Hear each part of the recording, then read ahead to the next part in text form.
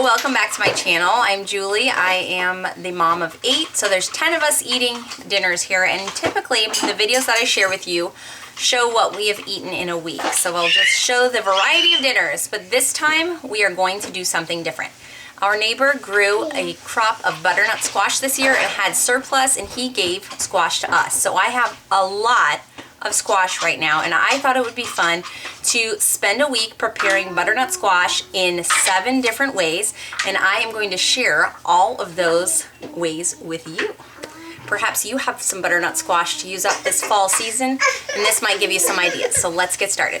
Tonight's meal is so simple. It's just steamed squash, rice that I cooked with onions and garlic, and sauteed Swiss chard, all mixed together.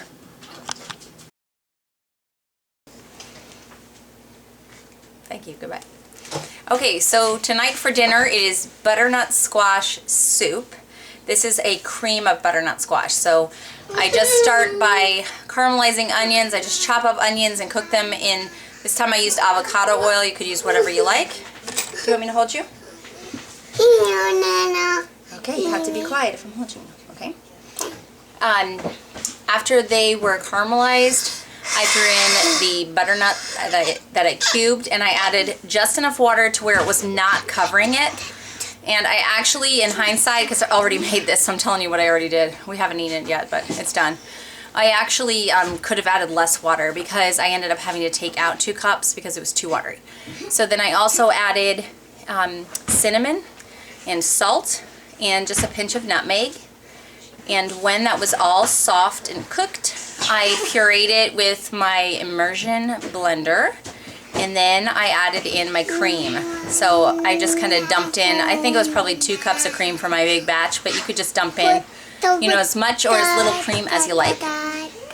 And that's it. That's it for the soup. The last thing that I did to add to the meal is I had a leftover, I made whole wheat bread, and so I had 1 loaf of that I sliced up, sprinkled cheese on, and just put it in the oven until the cheese was melted. So very quick and easy butternut squash meal tonight.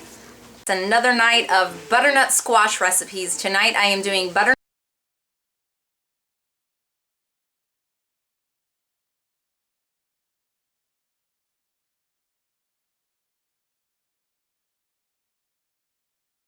Okay, so here's how you make butternut squash macaroni and cheese. By the way, I did not have enough of the normal, you know, macaroni noodles, so I actually used half penne and half spaghetti noodles. I just mixed them together, but I know my family won't mind. Okay, so you're going to use 3 cups of cubed butternut squash. I cooked mine in the Instant Pot. Just want to puree it, and then you're going to stir in 2½ cups of milk. And I added some paprika, some salt and pepper. After it's all blended up nicely, you want to stir in 1½ cups of grated cheddar cheese. You might have to turn the heat on if it's not melting well. Mine was really hot, and so it melted just fine. And that is, you're ready to go. You're ready to just pour that on your pasta noodles and enjoy it.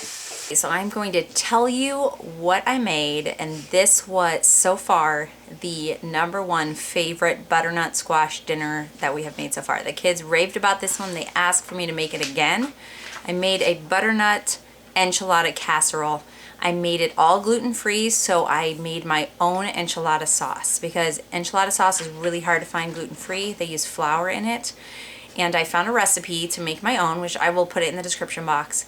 And I actually cut down the spice, the cayenne. I cut down to 1/4 of what they called for, which was just perfect for all of my littles and, you know, anybody who's spice sensitive. And it was so good. So I made the full batch that this recipe called for, and I used the entire thing in my enchilada casserole because I made 2 9 by 13 pans of this, and there was just a little bit left when my family was done with it. They thought it was great. Okay, so your first step is you want to cube your butternut squash, roast it in the oven, just toss it with olive oil, salt and pepper, and roast it on 425.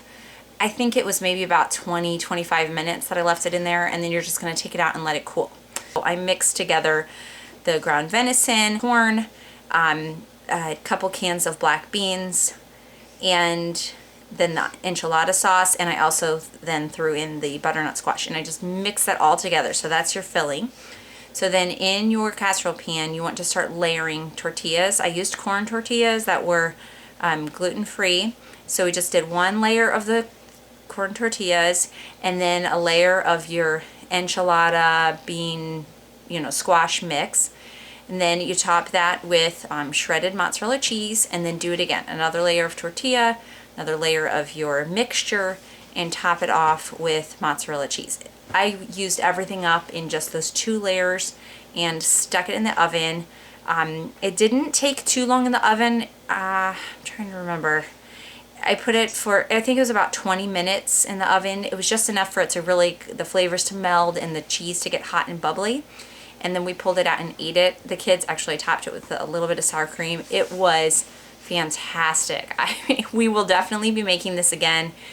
It was a hit. I have to give you the full honest disclosure. Last night, I was so tired. I'd done a bunch of projects yesterday and I just did not feel like cooking last night. And so I asked Jason to go get pizza from Aldi and he did. So he had pizza last night and the kids said I should have put butternut squash on the top of it or hidden it in the crust or something. They were making fun of me.